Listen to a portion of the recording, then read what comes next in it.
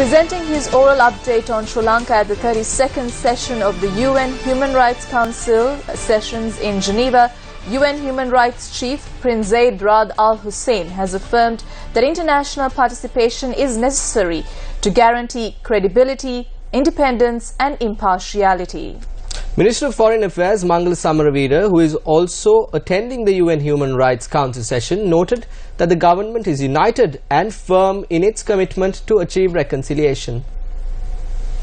The government has taken some steps towards promoting reconciliation.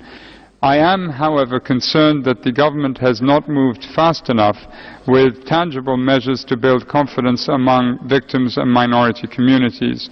There are anxieties that the full promise of governance reform, transitional justice and economic revival risks stalling or dissipating.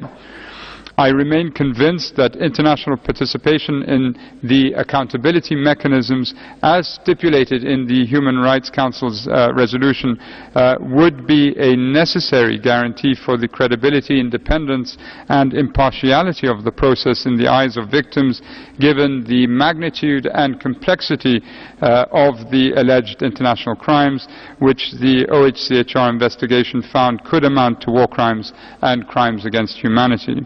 Overall, the Human Rights Council should be encouraged by the steps thus far taken by the government to implement some of the key commitments made in Resolution 30/1 and the consultations and preparations underway to further elaborate and design the transitional justice mechanisms.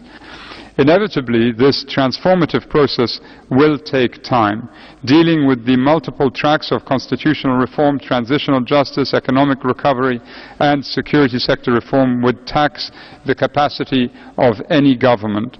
Nevertheless, I urge the government to take concrete steps to address the impatience, anxiety and reservations of victims towards this process. Mr. President, reconciliation does not happen at once, overnight. It requires effort, hard work, commitment and careful, continuous, concrete action. I would say, if I may, that we are following what the ancient Romans would have called a policy of festina lente, making haste slowly.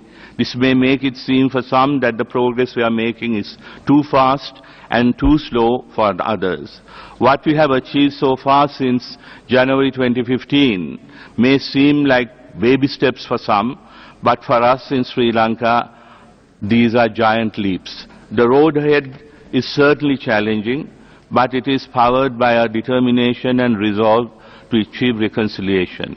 There are some who doubt our sincerity to do so, and also, I must say, a few who want us to fail. I wish to say that the government is united and firm in its commitment to achieve reconciliation, development and ensure non-recurrence.